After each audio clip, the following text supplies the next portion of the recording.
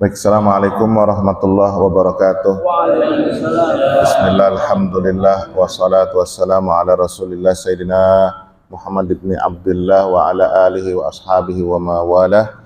Amma ba'du.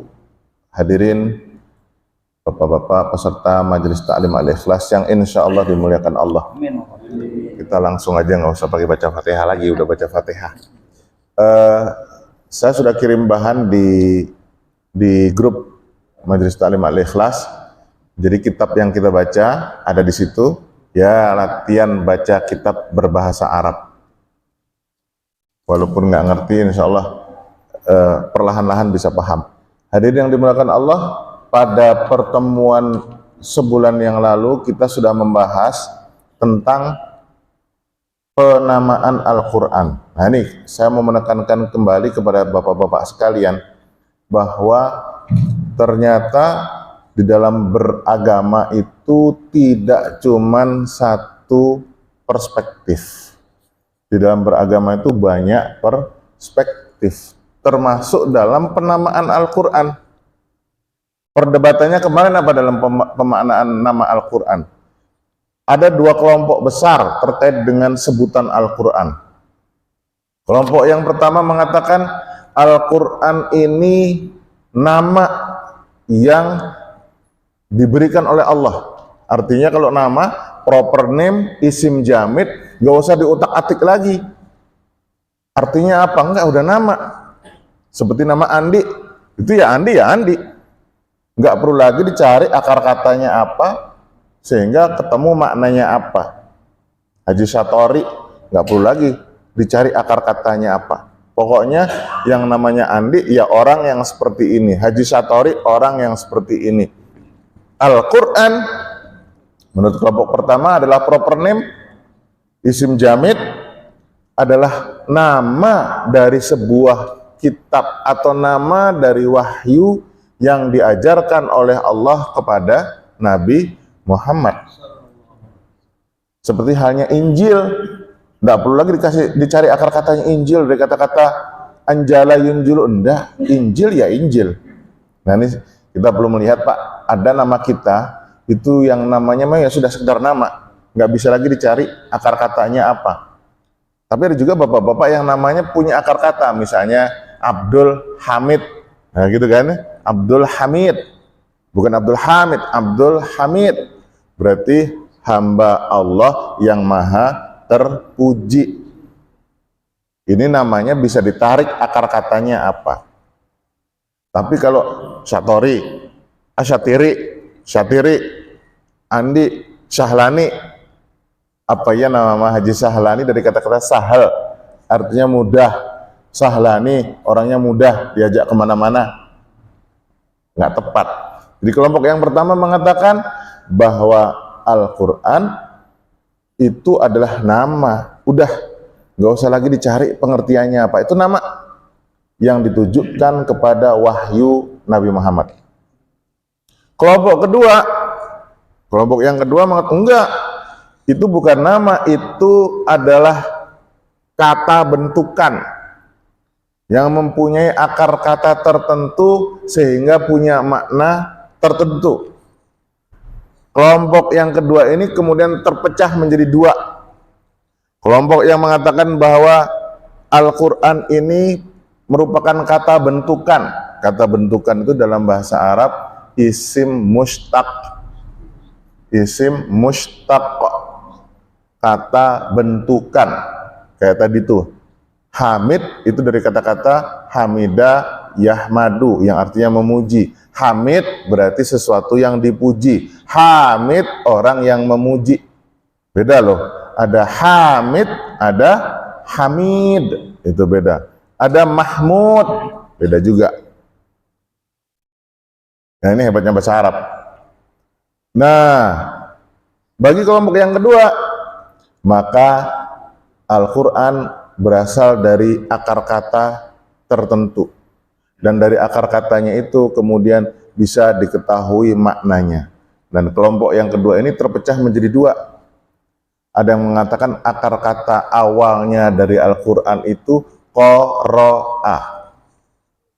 Qara'a artinya membaca. Maka Al-Quran, kata pengertian kelompok kedua ini, adalah sesuatu yang dibaca. Tapi ada kelompok yang berbeda. Oh enggak, asal katanya bukan qara'a, asal katanya korona. Korona, bacanya bukan Quran tapi Quran, Al-Quran. Ini ulama aja berbeda pendapat loh Pak. Ini kita sekarang mudah banget untuk mengatakan sesat, mengatakan salah, padahal kita bukan apa-apa. Kalau kita baca karya-karya ulama, maka kita akan berada di dalam supermarket Pak. Supermarket itu apa sih Pak? Pilihannya banyak. Apakah yang namanya makanan mie itu cuma Indomie doang? Enggak. Ternyata ada tawaran super mie, ada tawaran sari mie, dan macam-macamnya. Semuanya mie bukan? Mie. Untuk gosok gigi, ada Pepsodent, ada Fluoride, ada macam-macam. Semuanya menggosok gigi tidak? Itulah, semakin kita banyak membaca, semakin kita melihat bahwa ternyata ilmu Allah itu begitu luas. Karena ilmu Allah begitu luas, memungkinkan terjadinya perbedaan perspektif, perbedaan pendapat. Dan kalau sudah terjadi perbedaan pendapat, tidak perlu kita saling menyalahkan. Apalagi kita sebagai orang awam, ulama aja nggak boleh menyalahkan, apalagi orang awam nggak tahu apa-apa, menyalahkan amalan orang. Nah, kelompok yang ketiga ini tadi yang mengatakan Quran itu asal katanya corona. Apa tuh corona? Corona itu asal artinya menghubung-hubungkan, menyambung-nyambungkan. Jadi Al-Quran itu merupakan uraian yang saling tersambung satu sama lain, yang kemudian memberikan sebuah pemahaman tentang maksud Allah terhadap umat manusia. Ini pengertian Al-Quran itu beda-beda Pak. Kita melihat yang mana Pak? Semuanya boleh. Nah sekarang kita masuk ke halaman 27. Kita akan membahas tentang nama-nama Al-Quran dan sifat-sifatnya. Coba ya. Terus tahu dulu nih nama-nama Al-Quran dan sifatnya. Jangan salah, ini nama dianggap sifat, atau ini sifat dianggap nama. Beda antara nama dengan sifat. Nah, begitu banyak sekali nama Al-Quran. Kalau nama Allah ada berapa Pak? Ada 99. Nama Rasul, nama Nabi? Nama Nabi ada berapa Pak? Nabi Muhammad. Ada 200 sekian nama. Nama Nabi itu ditulis dalam kitab Dalailul Khairat. Kitab Dalailul Khairat itu isinya macam-macam sholawat Pak. Nah, ini bagus juga nih kalau di majelis kita nanti baca mujahadah Dalailul Khairat. Apalagi dibarengin dengan amalan Pak, puasa 3 tahun. Haji Syatiri siap dia, puasa 3 tahun. Puasa 3 tahun berturut-turut, hanya boleh buka ketika hari-hari yang diharamkan puasa, yaitu hari raya Idul Fitri, Idul Adha, dan hari Tasyrik. Setelah itu semuanya harus puasa terus. Kalau bisa 3 tahun, insya Allah tuh kita akan sampai pada makom kewalian. Kalau nggak bisa, ya 1 bulan aja dah yang Ramadan. Nah, hadirin yang dimuliakan Allah, nama-nama Al-Quran silakan dicatat tuh Pak. Yang pertama namanya ya Al-Quran. Ya, misalnya di dalam surah Al-Waqi'ah ayat 77 Allah mengatakan innahu la Qur'anun karim. Itulah Al-Quran yang mulia. Tapi yang menarik bapak-bapak ibu-ibu sekalian, nggak ada ibu-ibunya ya, bapak-bapak doang. Coba deh Pak, yang hafal surah Al-Waqi'ah. Sebelum ayat innahu la Qur'anun karim, sebelumnya gimana tuh? Gak usah baca dari awal, idza waqa'atil waqi'ah, kejauhan. Gimana Pak? Kok saya jadi lupa juga nih. Jadi kadang-kadang harus nginget dari awal dulu Pak, diurut, tapi ngurutnya kelamaan. Innahu laqur'anun karim fi lauhin mahfud ya. Sebelumnya gimana Ji?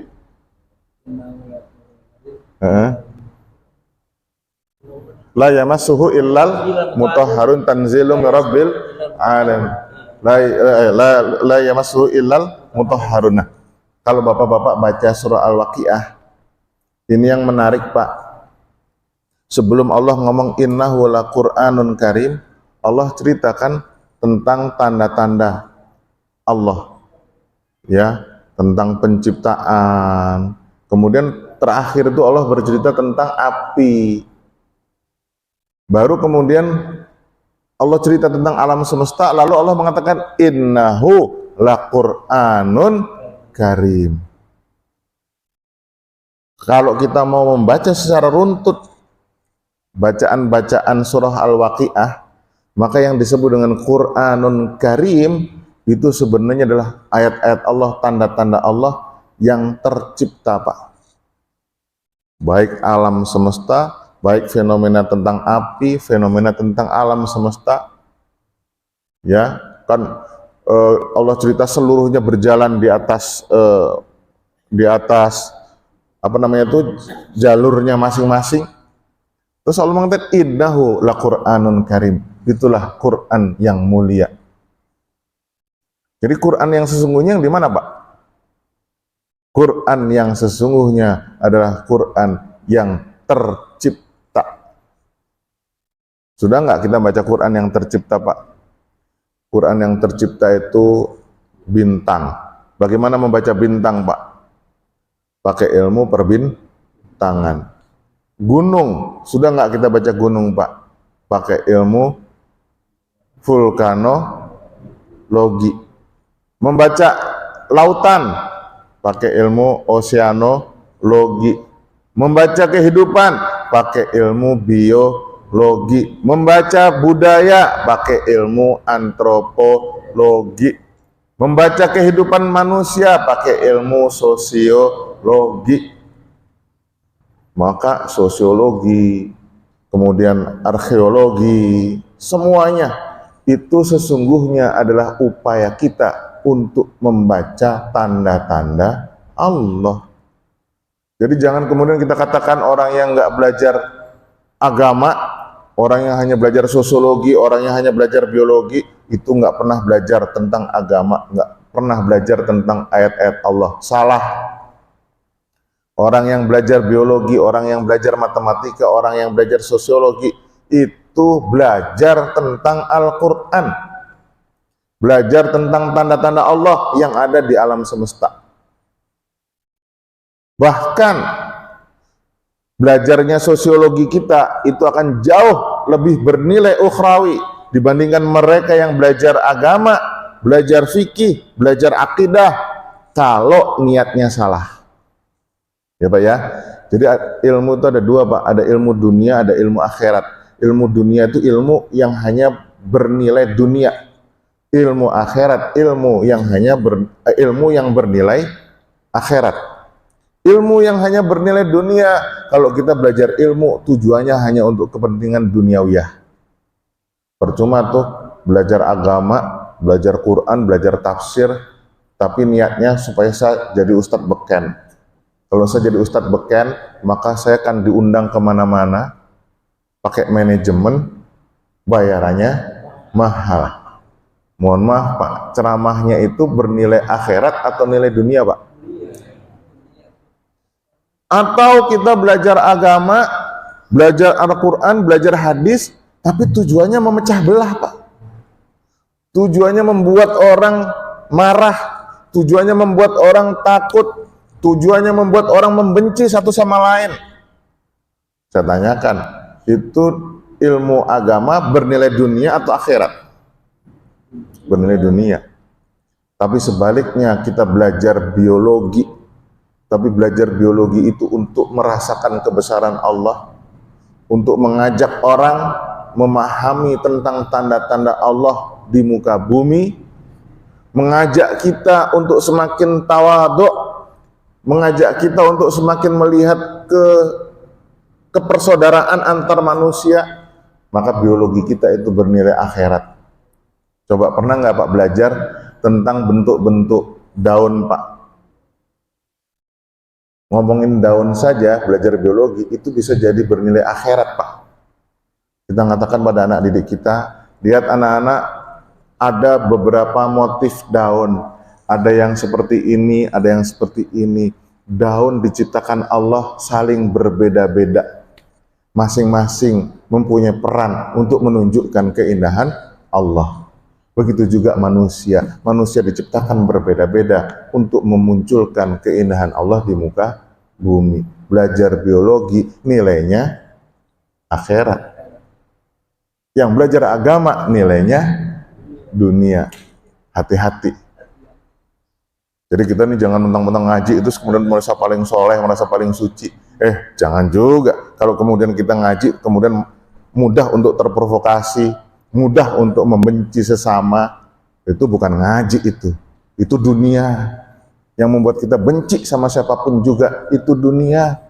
Sementara ngaji itu harus membuat kita semakin mudah melihat keindahan dalam setiap hal Pak.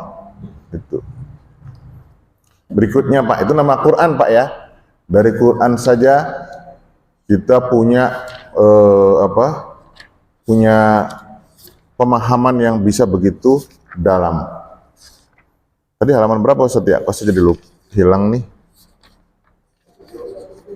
Berapa? 27. Nah, kemudian nama yang kedua Pak. Nama yang kedua adalah Alkitab. Apa Pak? Alkitab. Misalnya di dalam surah Al-Baqarah, Alif Lam Mim, Dzalikal kitab la raiba fihi hudal lil. Nah, ini menarik Pak. Ketika di Al-Baqarah, Dzalikal kitab hudan lil muttaqin. Di ayat puasa, Syahrul Ramadan alladzi unzila fihil Qur'an hudan linnas. Nah, ini menarik nih. Kalau Alkitab hudan lil muttaqin, kalau Al-Qur'an hudan linnas. Gimana kok bisa beda Pak?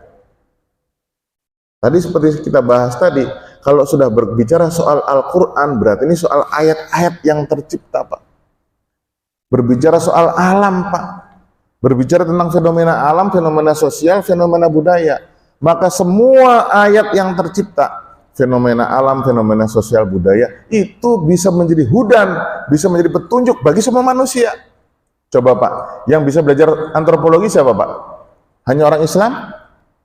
Enggak Pak. Orang Kristen, orang Yahudi, orang Buddha, asal serius belajar tentang budaya, akan menguasai antropologi. Berkembang ilmu antropologinya. Biologi, siapapun yang belajar serius tentang ciptaan Allah, berkembang ilmu pengetahuannya. Itulah sebabnya kenapa Barat berkembang secara peradaban. Barat mengkaji Al-Quran. Apa yang dikaji? Ayat-ayat Allah yang tercipta. Sementara kita umat Islam belum berhasil mengkaji ayat-ayat Allah yang tercipta. Mana karya ilmiah kita umat Islam saat ini? Dulu umat Islam sempat berjaya. Kenapa? Karena umat Islam mampu untuk mengkaji tanda-tanda Allah berupa ayat-ayat Al-Quran yang tercipta. Sekarang kita terjebak pada doktrin-doktrin, pada dogma-dogma, yang kemudian doktrin dan dogma itu kita anggap sebagai kata final di dalam pemahaman agama. Padahal doktrin dan dogma ini sekali lagi adalah karya-karya ulama. Karya-karya ulama itu Pak, sepinter-pinternya ulama, ya pasti ada keterbatasan. Ada kekurangan Pak. Jangan kemudian kita mengatakan, udah ini kata final nih. Kata ulama begini ya sudah, kita ngikutin aja. Oh enggak Pak. Seperti saya katakan tadi, ulama berbeda-beda pendapat. Kita boleh memilih pendapat-pendapat yang berbeda-beda itu loh Pak. Boleh. Termasuk kita boleh punya pendapat yang berbeda. Asal pendapat itu tetap pangkal bertitik tolak dari pemahaman-pemahaman yang ada. Jadi misalnya begini, seperti Imam Syafi'i Pak. Imam Syafi'i itu sebelum menghasilkan ketentuan-ketentuan hukumnya, dia belajar fikihnya Imam Hanafi. Dia belajar fikihnya Imam Malik. Begitu paham fikihnya Imam Maliki, Imam Malik, dia baca, dia komparasi, kemudian Imam Syafi'i punya ide sendiri.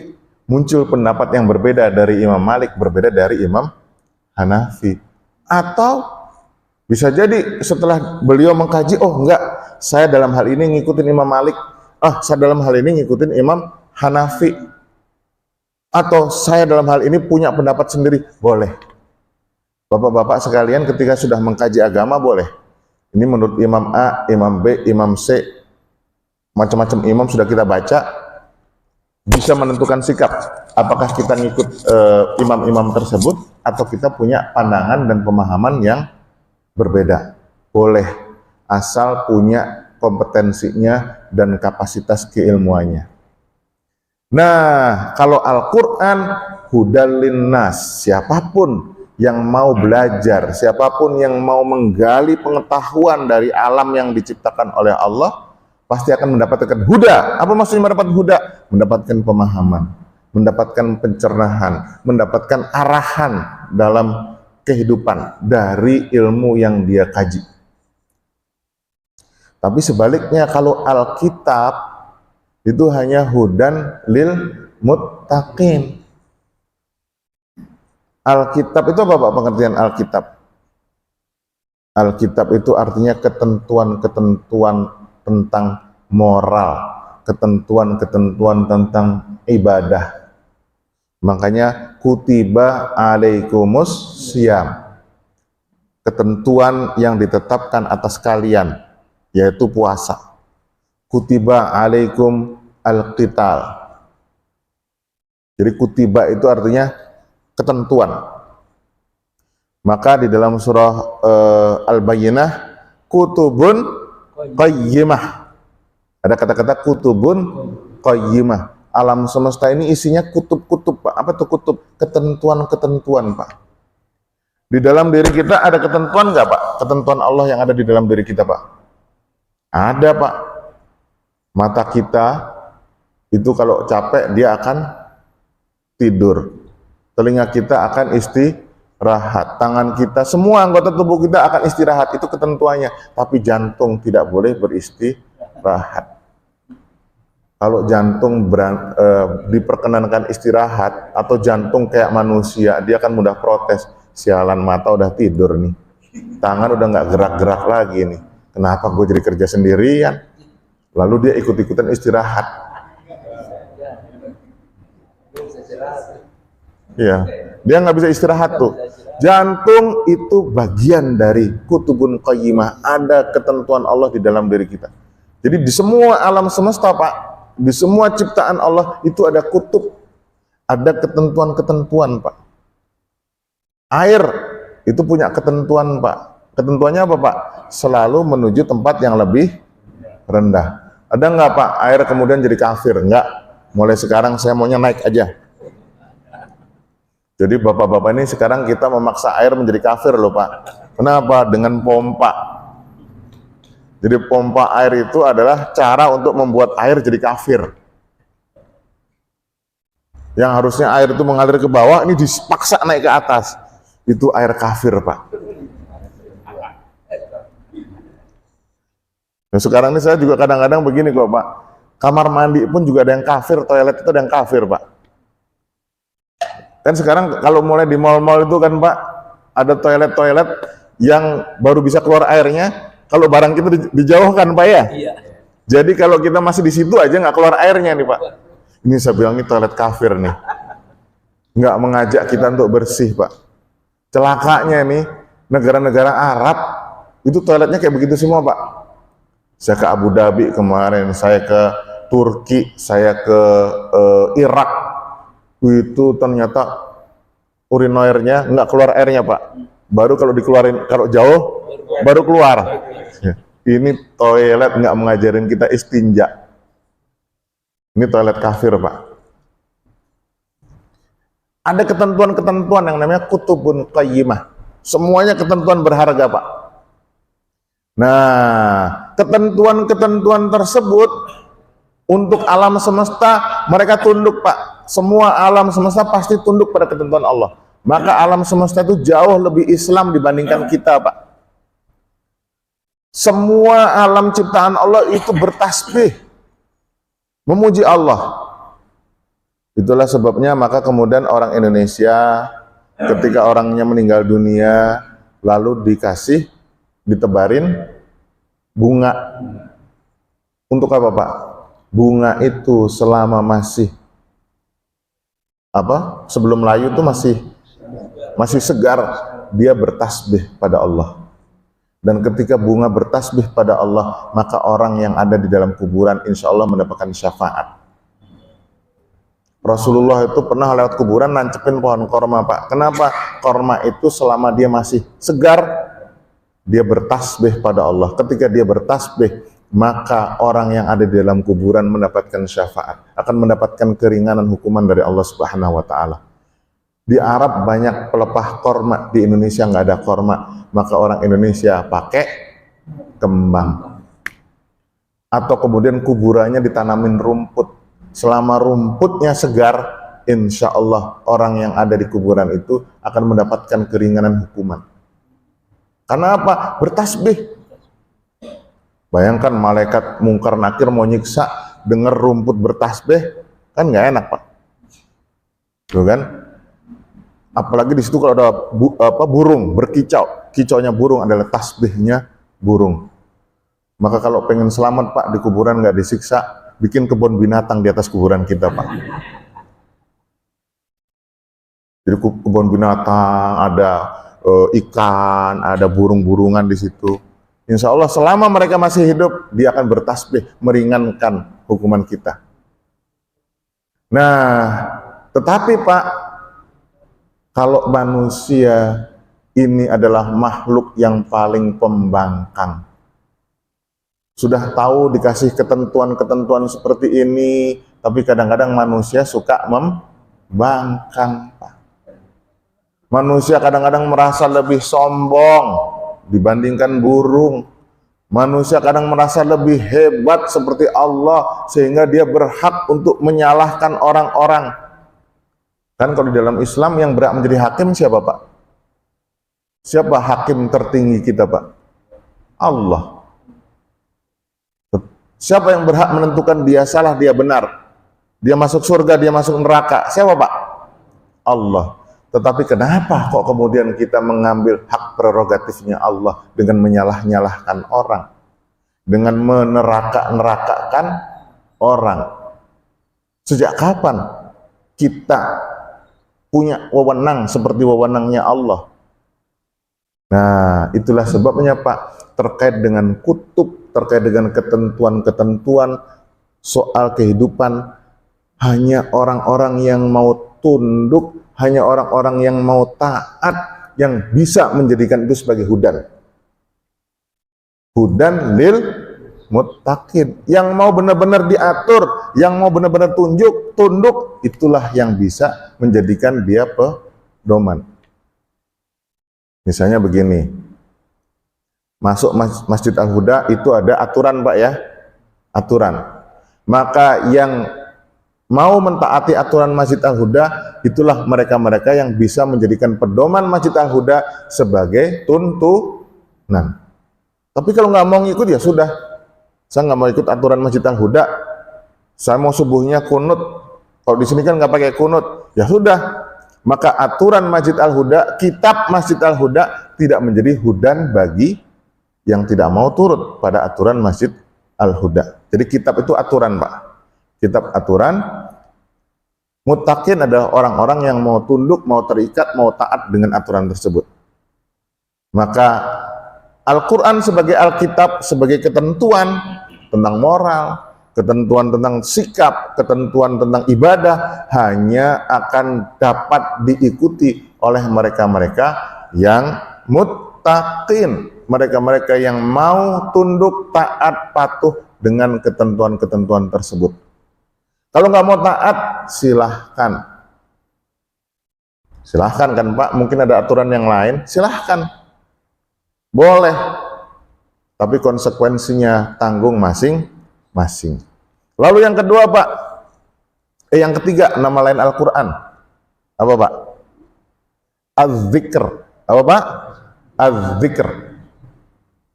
Allah mengatakan, inna nahnu nazzalna dzikra wa inna lahu lahafizun. Di dalam surah Al-Hajr ayat 9. Jadi nama lain Al-Quran Az-Zikr. Kenapa Al-Quran disebut dengan Az-Zikr Pak? Karena Al-Quran dibaca secara lisan. Boleh nggak Pak membaca Al-Quran secara dalam hati? Boleh. Baca Quran terus, iya. Supaya dapat ilmu. Boleh nggak Pak? Boleh. Boleh. Walaupun Rasul mengatakan, zayyinu tilawatakum Al-Quran bi aswatikum. Hiasilah bacaan kamu terhadap Al-Quran dengan suara kamu. Kenapa disuruh menghias dengan suara?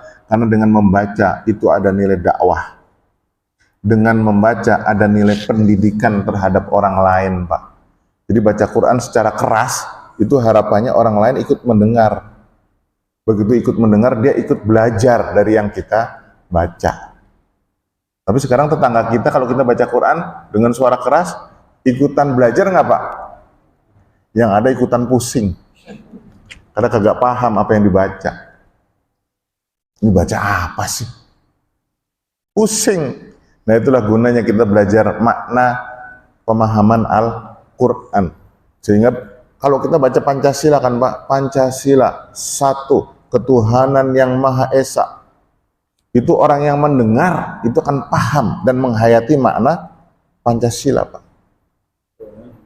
Dalam hati boleh nggak membacanya? Boleh, tapi yang belajar cuman kita sendiri. Nah Al-Quran baca dalam hati boleh, dalam konteks untuk mencari pemahaman, mencari ilmu. Saya tuh kalau baca Quran nggak pernah baca Quran keras-keras Pak, kecuali sama anak-anak. Kenapa saya baca Quran keras-keras sama anak-anak? Biar mereka ikut latihan baca. Tapi kalau saya baca sendiri, nggak pernah tuh Pak saya baca dengan suara lantang. Yang ada itu saya menjembreng beberapa tafsir, buku-buku tafsir saya ambil dari rak buku saya, kemudian saya buka satu surat yang sama, dalam satu ayat, ketika ada masalah, saya buka itu berbagai macam tafsir itu. Oh kesimpulannya begini, lalu saya coret-coret di kertas, saya simpulkan maknanya seperti apa. Belajar Quran untuk mendapatkan pemahaman soal ketentuan Allah. Tapi Al-Quran ini menjadi zikir Pak. Kenapa? Karena diucapkan. Ya, nah ini yang menarik Pak. Ketika Allah mengatakan sesungguhnya saya telah menurunkan az-zikr dan sayalah atau kamilah yang akan menjaga az-zikr. Ingat loh Pak, Allah nggak mengatakan inna nahnu nazzalnal Qur'an wa inna lahu lahafizun atau inna nahnu nazzalnal kitab wa inna lahu lahafizun. Allah hanya mengatakan inna nahnu nazzalna dzikra wa inna lahu lahafizun. Kami menurunkan az-zikr dan kami akan menjaga az-zikr tersebut. Allah tidak pernah menjanjikan Allah menjaga pemahaman tentang Al-Quran Pak. Allah tidak pernah menjanjikan akan menjaga pemaknaan tentang Al-Quran atau menjaga ketaatan kita tentang Al-Quran. Enggak. Allah hanya menjamin akan menjaga bacaan Al-Quran. Maka bacaan Al-Quran ini insya Allah Pak, aman Pak.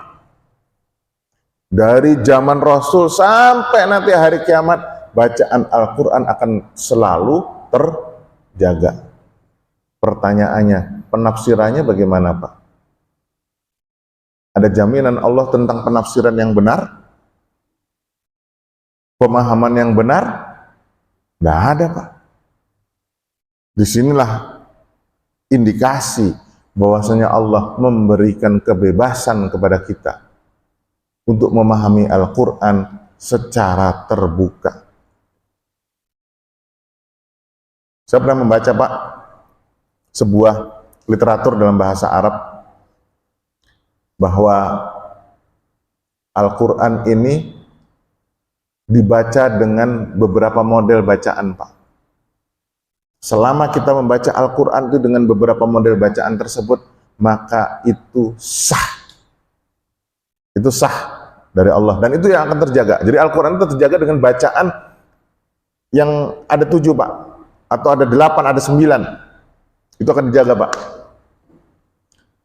Kapanpun, dimanapun akan tetap terjaga. Dan kita jangan bingung dengan bacaan yang berbeda itu, Pak, ya. Nanti ada orang baca qul huwallahu ahad Allahu samad lam yalid wa lam yulad wa lam yakul lahu kufuwan ahad. Bingung, ini bacaan sesat nih. Ihdinas siratal mustaqim, zirat. Wah, ini bacaan sesat nih.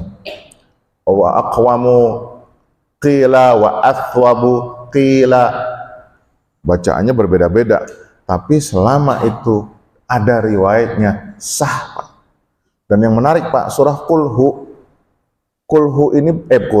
ya ayyuhal kafirun, Pak, itu punya ada bacaan yang berbeda, Pak, tulisannya berbeda, Pak. Quran versi San'a. Jadi begini, Pak, ya, Quran itu kan ditulis dalam mushaf. Mushaf tulisan Al-Quran itu berbeda-beda, Pak, antara satu sahabat dengan sahabat yang lain. Nah, di San'a, tahu, Pak, San'a? San'a itu ibu kotanya Yaman, Pak. Di ibu kotanya Yaman, suatu saat ketika ada pembongkaran masjid di sana, tiba-tiba dari atapnya itu jatuh, Pak, gelondongan-gelondongan manuskrip. Ternyata itu manuskrip Al-Quran, Pak. Itu manuskrip Al-Quran, dan setelah diselidiki, ini justru manuskrip Al-Quran yang paling tua dibandingkan manuskrip yang sampai kepada kita saat ini. Dan yang menarik, Pak, surah Qul ya ayyuhal kafirunnya itu, Pak, laknya nggak panjang, Pak. Kalau kita kan Qul ya ayyuhal kafirun la a'budu ma ta'budun wala antum abiduna ma a'bud wala ana abidu ma abattum wala antum abiduna ma a'bud lakum dinukum waliyadin. Laknya panjang. Kalau laknya panjang artinya tidak, Pak.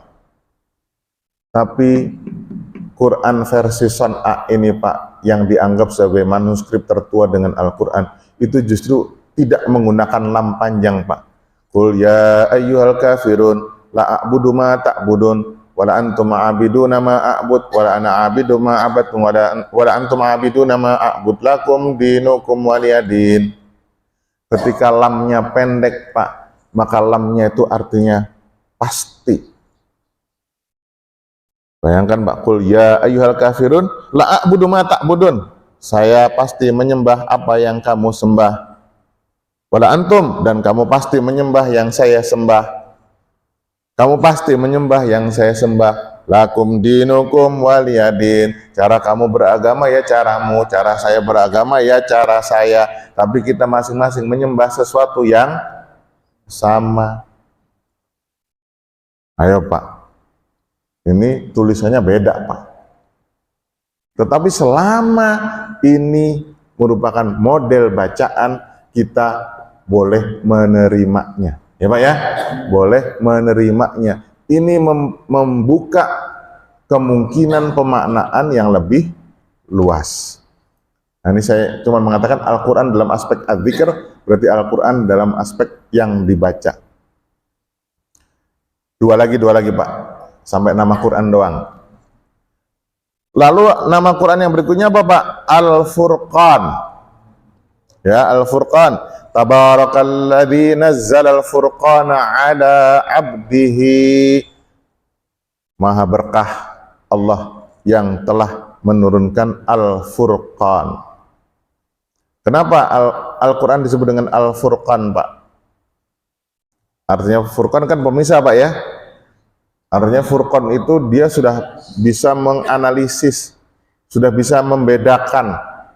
Ya, jadi kalau kita membaca Al-Quran, maka Quran itu bisa menjadi pembeda antara orang yang benar-benar taat sama Allah atau orang yang taat cuman sama hawa nafsu. Sama-sama baca Quran, Pak, tapi baca Qur'annya nilainya ukhrawi, taat pada Allah. Ada juga baca Quran nilainya duniawi. Furqan, dibedakan. Sudah nggak Pak kelakuan kita berbeda dengan orang-orang yang tidak taat sama Allah Pak? Kalau baca Quran, maka sikap kita pasti harus berbeda dong Pak. Masa pegawai yang sudah baca Quran, disiplinnya kalah dengan pegawai yang tidak baca Quran? Itu nggak menjadi furqan Pak. Mahasiswa yang membaca Al-Quran dengan mahasiswa yang nggak baca Al-Quran, kelakuannya sama-sama nyontek. Pengajiannya pengajian Al-Quran sama yang pengajian balak 5, balak 6. Itu kan ngaji juga Pak ya, pengajian kaum Quraisy. Balak 5, balak 6 ngaji, ketemu cewek nyulin, wajar, itu pengajian kaum Quraisy. Nah ini keluar pengajian Al-Ikhlas, ketemu janda nyulin. Maka antara pengajian Al-Ikhlas dengan pengajian kaum Quraisy ternyata sama. Mana furqannya? Maka furqan itu pada pembeda sikap. Mampu untuk memilah-milih mana berita yang hoax, mana yang benar, itu juga bagian dari furqan. Maka semakin kita baca Quran Pak, harusnya semakin kita tuh kritis Pak. Melihat apapun nggak mudah untuk terprovokasi. Yang terakhir Pak, nama Al-Quran itu adalah An-Nur. Allah mengatakan di dalam surah At-Taghabun ayat 8, Allah mengatakan fa'aminu billahi wa rasulih wan nuril ladzi anzalna. Berimanlah kepada Allah, berimanlah kepada Rasul Allah dan An-Nur, cahaya yang sudah diturunkan oleh Allah. Al-Quran diibaratkan seperti cahaya Pak. Kenapa cahaya Pak? Orang yang mengaji Quran itu pasti otaknya terbuka Pak. Pikirannya meletek. Tahu nggak pikirannya meletek itu? Mudah sekali mendapatkan solusi Pak. Jadi kalau ada orang Islam dikit-dikit ngegrundel melulu, dikit-dikit selalu merasa ada masalah, hidupnya masalah dan masalah. Di mana An-Nurnya? Di mana An-Nurnya? Al-Quran itu jadi nur, nggak membuat kita tuh cerah terus, nggak pernah lihat yang negatif. Kan Rasul mengatakan, kalau ada orang ngomong halakal qaum, sebuah bangsa akan rusak, sebuah bangsa sudah binasa, kata Rasul, dialah orang yang merusak atau orang yang paling rusak. Idza sami'ta rajul yaqul halakal qaum fahuwa ahlakahum au ahlakuhum. Kalau ada orang bilang kita ini sekarang sedang hancur, kita sedang jelek, kita sekarang sedang menuju kiamat, kita sekarang menuju kehancuran, isinya cuma negatif dan negatif terus Pak. Kata Rasul, fahuwa ahlakahum, sesungguhnya itulah orang yang merusak kaum tersebut. Au ahlakuhum, atau orang yang paling rusak di antara mereka. Jadi ingat, kalau kita otaknya pesimis, maka kita sedang jauh dari nur Allah. Tetapi sebaliknya, kalau kita baca Quran, memahami Al-Quran ini sebagai nur, cahaya, solusi akan selalu ada di hadapan kita. Nggak ada itu sengsara. Senyum aja, senyum. Itu segala sesuatu kemudian mudah sekali untuk ditarik kepada hal-hal yang sifatnya teologis. Jadi kita ini belum apa-apa sudah nyerah. Oh ya udah, terserah Allah, menurut Allah. Jadi Allah itu mudah sekali kita geret-geret Pak, tanpa kita mau mengkaji terlebih dahulu. Ini masalah yang pertama Pak, terlalu teologis dalam mendekati segala sesuatu. Dan kita menggunakan perspektifnya perspektif Tuhan Pak. Jadi kita ini seolah-olah sudah menjadi Tuhan.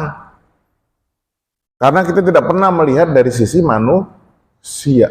Padahal manusia itu makhluk yang cepat sekali berubah Pak. Cepat sekali berubah. Saya ini mengalami sendiri Pak. Saya itu mengalami sendiri bagaimana ada perubahan-perubahan di dalam diri saya. Bapak-bapak mungkin pada nggak tahu kali ya, saya ini alumni Lipia Pak. Karena saya pernah kuliah di Lipia, sekolahnya orang Arab Saudi. Lipia, Lembaga Ilmu Pengetahuan Islam dan Bahasa Arab. Itu kita ngaji di situ Pak. Ya udah, isinya pokoknya teologi semua. bid'ah, bid'ah, bid'ah, bid'ah, musyrik. Itu Pak. Nah saya dulu juga keras. Tapi kemudian saya kuliah di pasca.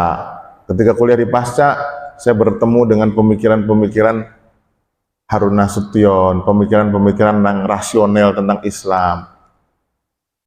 S3, saya belajar tentang tasawuf, belajar tentang ilmu batin, ilmu jiwa, pembersihan jiwa, dan sebagainya.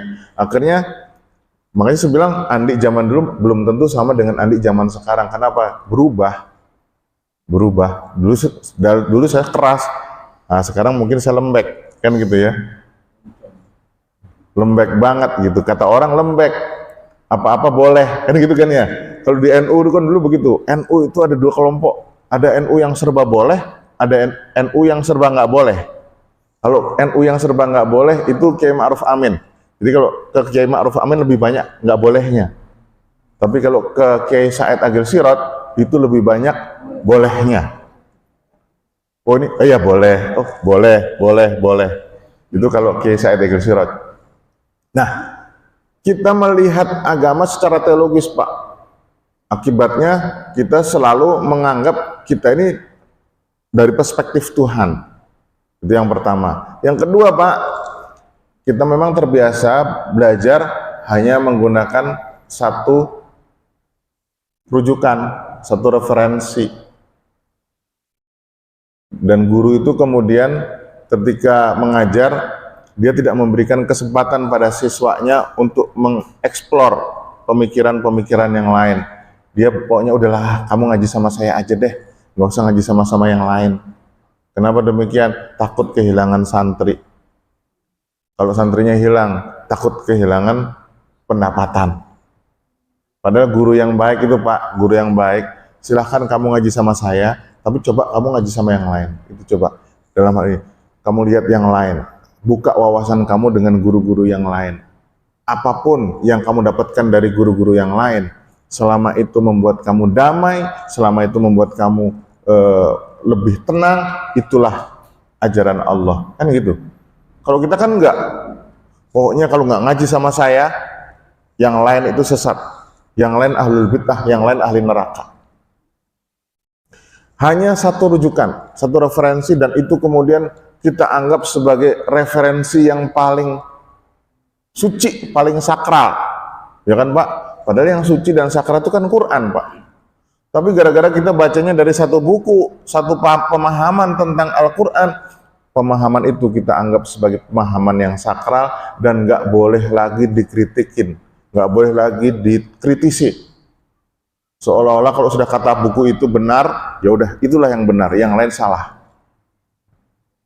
Ini kan sekarang begitu, kata kelompok A kalau nggak kata Ibnu Taimiyah nggak bisa kita terima. Kata kelompok B kalau nggak kata Imam Asy'ari nggak bisa kita terima.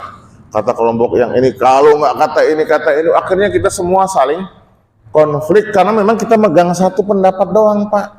Padahal ini semua pendapat yang kalau kita baca secara objektif itu akan mendapatkan wawasan-wawasan yang begitu luas. Ini sekarang enggak Pak, Imam Ghazali disesatkan, Imam Asy'ari disesatkan, Imam Syafi'i dianggap Syiah. Yang benar cuma dia sendiri. Ada itu bukunya gara-gara ulama. Oh gitu. Gara-gara ulama. Gara-gara ulama semuanya jadi berantem melulu. Nah ini hadirin yang dimuliakan Allah, penyakit kita. Yang keempat Pak, penyakit kita ini adalah, ya ini orang pesantren pasti tahu nih Haji Syatiri nih. Gimana di pesantren itu senangnya cuma hal-hal yang sifatnya seremonial. Nah itu kemudian menjangkiti masjid-masjid Pak. Coba Pak, masjid itu dikatakan sukses, majelis taklim dikatakan sukses kalau sudah bikin tablik akbar, menghadirkan ustadz kondang, jamaahnya ribuan orang. Padahal yang namanya ustadz Pak, kalau ngomong di hadapan ribuan orang, nggak mungkin menyampaikan ilmu. Coba saya ceramah kayak begini Pak, jamaahnya ribuan orang, pulang. Kenapa? Ya ini ngaji ilmu nih. Harus mikir. Nah, kalau sudah tablik akbar, Pak, pasti ustadz tuh milihnya dua, Pak. Kalau nggak entertain, ya provokatif. Kalau nggak entertain, provokatif. Entertain itu apa, Pak? Lucu. Dari awal sampai akhir isinya lelucon aja. Ada ustadz ini sekarang jorok-jorokan sama asistennya. Kan ada gitu ya. Di atas panggung jorok-jorokan sama asistennya. Ngebodor. Akhirnya setelah selesai, itu jamaah dapatnya apa, Pak? Dapatnya lelucon sang ustadz. Ya ustadznya lucu ya. Tadi yang disampaikan apa materinya? Oh ya, yang penting ustadznya lucu. Itu yang pertama, Pak. Entertain. Harus melucu atau menghibur. Saya pernah loh, Pak. Saya diundang seminar ke Jambi. Saya pikir seminar beneran gitu, Pak ya. Tahu-tahu begitu sampai lokasi, Pak, itu saya dihadapkan pada 4.000 mahasiswa baru Universitas Jambi, Pak. Mahasiswa baru, Pak. Materi saya yang sudah saya buat, makalah yang sudah saya buat, PPT yang sudah saya buat, nggak bisa saya sampaikan di hadapan 4.000 orang, Pak. Akhirnya bagaimana, Pak? Di hadapan 4.000 orang itu ya saya selawatan aja, Pak. Ayo selawat sini, ayo selawat. Udah kayak penyanyi aja saya. Di hadapan 4.000 orang itu saya udah kayak penyanyi, Pak. Selawatan, kemudian bikin kuis. Materinya disampaikan sedikit. Kenapa? 4.000 orang, Pak. Apalagi yang puluhan ribu, Pak. Maka ustadz-ustadz itu kalau bikin tablik akbar melulu, ya kecenderungannya memang humor atau provokasi yang dikit. Allahu Akbar, takbir. Nah itu, kenapa? Dipancing emosinya. Kalau sudah terpancing emosinya, semua akan manteng kan? Sikat, waduh. Penista agama, waduh. Seneng itu jamaah. Saya dulu juga waktu muda begitu, Pak. Waktu muda seneng banget ngikutin tablik-tablik akbar. Itu ada ustadz ceramah di masjid, di jamaah banyak itu dia cerita. Kalau ada orang-orang Kristen yang berani menghalangi pembangunan masjid, injak biji pelernya. Di masjid ngomongin biji peler, Pak. Itu ustadz. Gara-gara apa? Tablik akbar. Nah, kecenderungan kita itu tablik akbar, Pak. Pesantren coba deh. Dikit-dikit bikin haul besar, ya nggak, kayak dikit-dikit bikin acara ini, gede-gedean gitu.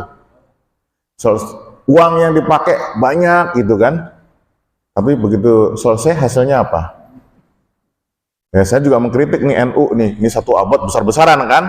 Saya memang ke Sidoarjo, tapi saya hadir seminarnya ya, bukan hadir ke acara yang gede-gedean di stadion itu. Saya bilang, ini besar-besaran seperti ini nanti gunanya apa sih?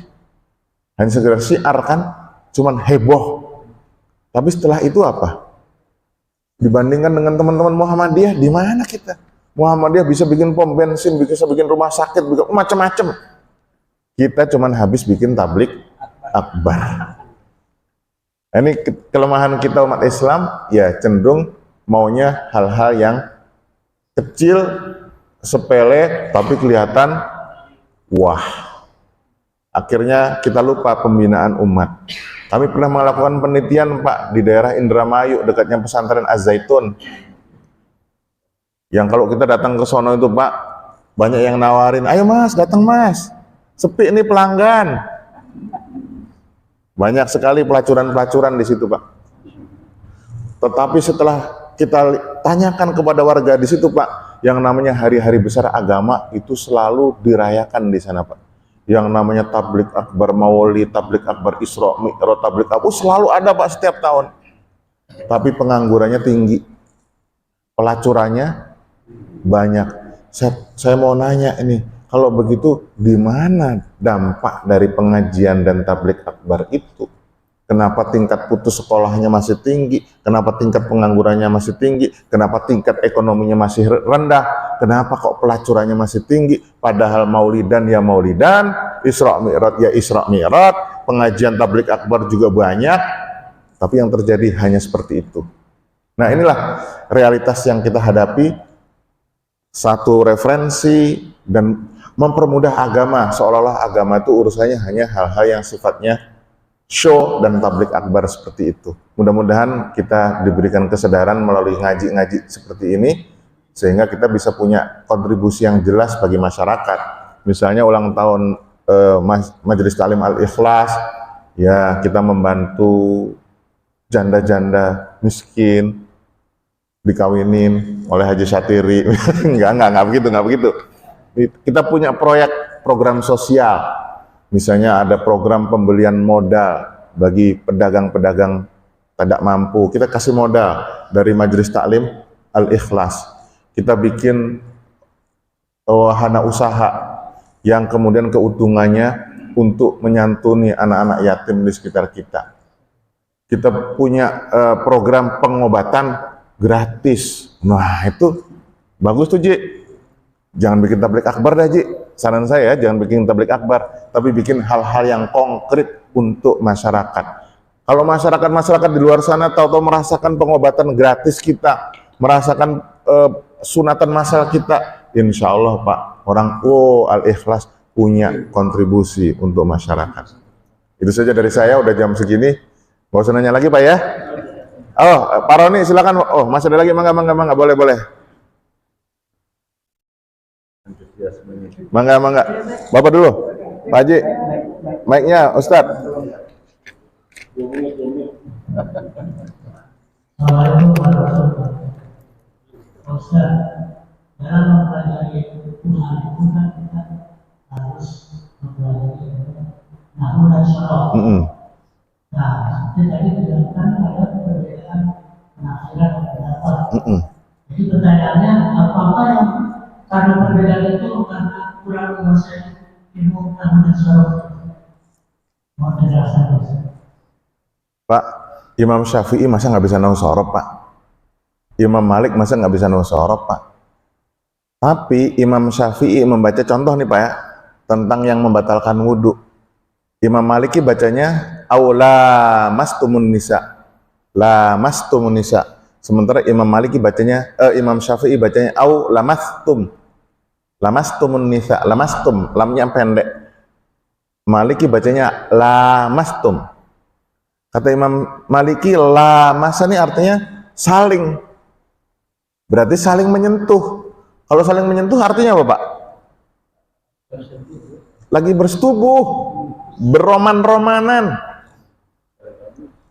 Maka yang membatalkan wudhu, lamastum, saling bersentuhan, saling beroman-romanan. Itu yang membatalkan wudhu. Kalau nyenggol biasa ya enggak. Tapi Imam Syafi'i bacanya lamastumun nisa, nyenggol sedikit, batal. Sama ayatnya sama Pak. Misalnya salasah kuru, bacanya sama-sama kuru. Satu menafsirkan suci, satu menafsirkan haid. Sama-sama bisa nahwu sorof Pak. Jadi memang justru karena kita bisa nahwu sorof, itu kemudian kita punya wawasan makna bisa juga berbeda-beda, semakin kaya Pak. Semakin kita bisa, tadi itu Al-Quran, ada yang mengatakan asalnya qoro'a, ada yang mengatakan asalnya korona. Itu sama-sama nahwu sorof Pak. Nah, nggak hanya sekedar nahwu sorof, banyak ilmunya. Makanya kita belajar kitab ini untuk mengetahui, ya inilah serangkaian ilmu minimal yang harus kita kuasai untuk membaca Al-Quran. Saya itu belajar nahwu sorof Pak, sudah ya semenjak saya sanawiyah itu ya sudah belajar nahwu sorof. Sampai sekarang masih belajar nahwu sorof juga Pak. Kalau saya hanya sekedar mengandalkan nahwu sorof Pak, saya nggak akan tuntas memahami Al-Quran. Perlu ilmu-ilmu yang lain. Itu adalah ayat-ayat Allah. Ayat-ayat Allah itu ada dua Pak. Ayat Allah yang tercipta dan ayat Allah yang terfirman. Ya Pak ya. Nah, dengan memadukan kedua ini, pemahaman yang utuh, kita akan mendapatkan aspek Al-Furqan, kita akan mendapatkan aspek nur dari Al-Quran. Nah, kemudian setelah kita membaca itu, para ulama berbeda-beda Pak dalam menentukan aspek hukumnya Pak. Jadi hukum itu kan kata Ustadz Ihsan tadi cuman sepertiga isi Al-Quran. Aspek fikih itu sepertiga isi Al-Quran. Dan yang lebih banyak kalau kita mau melihat aturan-aturan fikih itu adalah produk realitas masyarakat bangsa Arab masa klasik. Ya Pak ya, hukum yang sekarang kita anggap itu hukum agama, hukum fikih, itu kan produk hukum yang dipahami oleh ulama-ulama masa lalu setelah mereka membaca realitas dan membaca ayat Al-Quran. Ketika dia membaca ayat Al-Quran, dia membaca realitas, kemudian mereka menghasilkan produk-produk hukum. Mencuri, potong tangan. Kemudian apa lagi Pak? Berzina, dirajam. Apakah Al-Quran mengajarkan seperti itu Pak? Oh belum tentu Pak. Ayat Quran nggak ada rajam loh Pak. Ayat Quran yang mengatakan cuman jild, cuman dicambuk. Kemudian masalah cambuk ini, apakah semua orang yang melakukan apa yang dikatakan zina kemudian langsung dicambuk? Oh ada ketentuan-ketentuannya Pak. Betul. Apakah orang yang kemudian dia dikatakan pencuri dia harus dipotong tangannya Pak? Pertanyaannya lagi, yang dipotong tangannya itu yang dipotong jarinya segini atau seperti apa?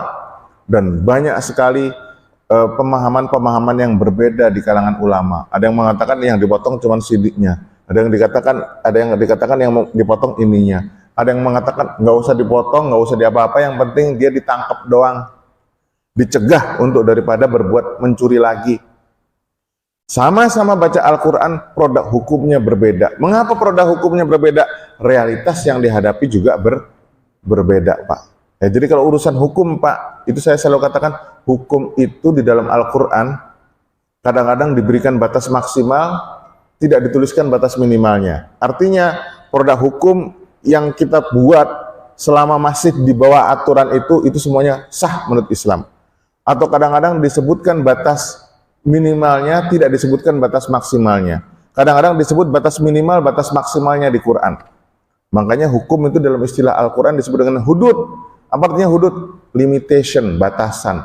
Ada batas atas, ada batas bawah. Mencuri itu hukum batas atasnya potong, batas atas. Potong, kalau sudah keterlaluan mencurinya, potong Pak. Tapi kalau dia mencurinya karena terpaksa atau mencurinya nggak seberapa, ya boleh dikenai hukuman yang lain. Dan hukuman itu masih terkategori hukuman Islami. Terkait dengan masalah mahram. Mahram kita siapa Pak? Kan jelas ya, mahram ke atas dan mahram ke samping, kan gitu ya. Pertanyaannya, saudara sepupu mahram nggak? Enggak, itu batas minimal. Batas minimal di dalam Al-Quran, mahram itu ya cuman itu. Tapi kalau mau dibuat maksimal, boleh. Karena sekarang penemuan terbaru, semakin kita dekat hubungan darahnya, itu sangat membuka kemungkinan terjadi incest. Kalau terjadi incest, maka keturunannya akan menjadi tidak normal. Maka dalam hukum fikih modern, bisa saja kita katakan saudara sepupu itu menjadi mahram. Buktinya apa? Ulama-ulama zaman dulu itu kalau ada saudara sepupu, dia mewajibkan anaknya, istrinya menggunakan kerudung. Padahal kalau namanya mahram nggak perlu. Kan begitu. Ini artinya apa?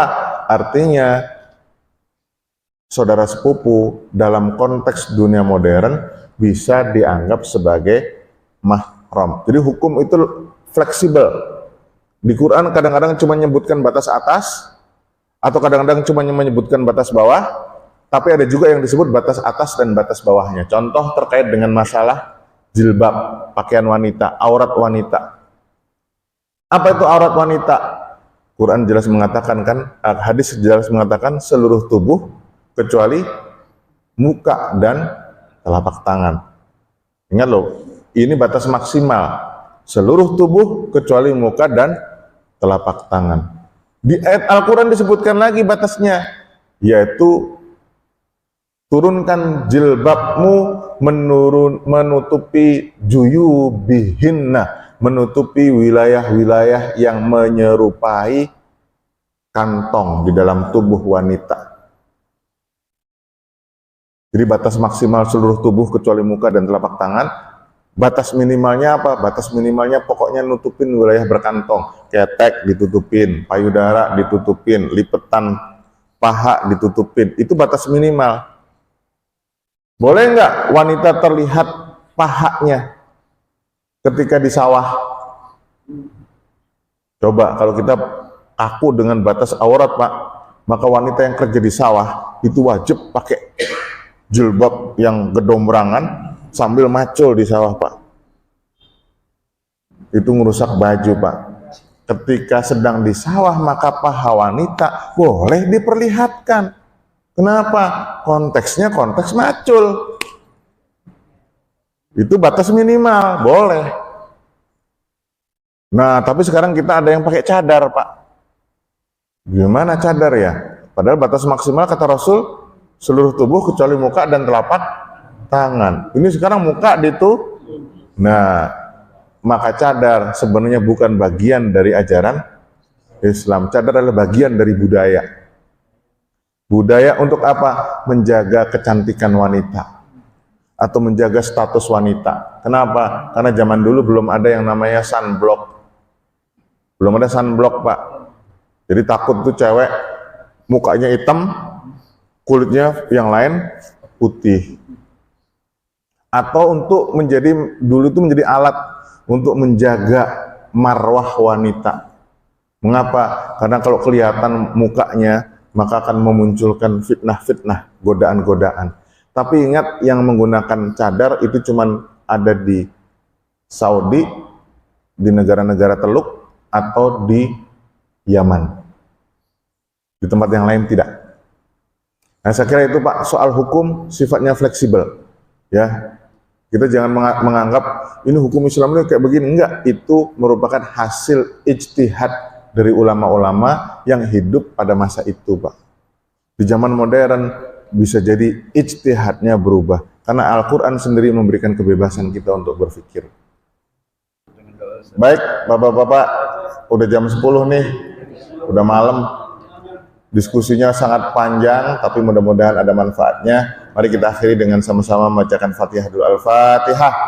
A'udzubillahi minasyaitonirrajim. Bismillahirrahmanirrahim. Alhamdulillahirabbil alamin arrahmanir rahim maliki yaumiddin. Iyyaka na'budu wa iyyaka nasta'in. Ihdinas shiratal mustaqim. Shiratal ladzina an'amta 'alaihim ghairil maghdubi 'alaihim waladdallin. Amin. Allahumma ansurna 'ala jami'il alamin. Allahumma ihfadna min jami'il alamin.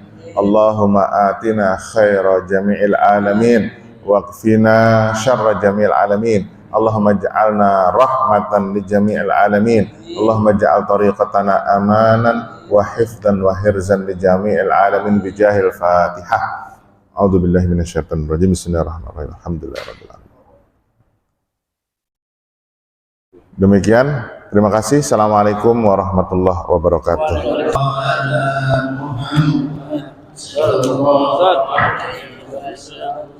Sallallahu ala Muhammad sallallahu alaihi wasallam. Sallallahu ala Muhammad sallallahu alaihi wasallam. Sallallahu ala Muhammad sallallahu alaihi wasallam. Besok ya, betul Gana. Sallallahu ala Muhammad sallallahu alaihi wasallam. Sallallahu ala Muhammad sallallahu alaihi wasallam. Sallallahu ala Muhammad sallallahu alaihi wasallam. Sallallahu ala Muhammad sallallahu alaihi wasallam. Sallallahu ala Muhammad sallallahu alaihi wasallam. Sallallahu ala Muhammad ya Rabbi sallallahu.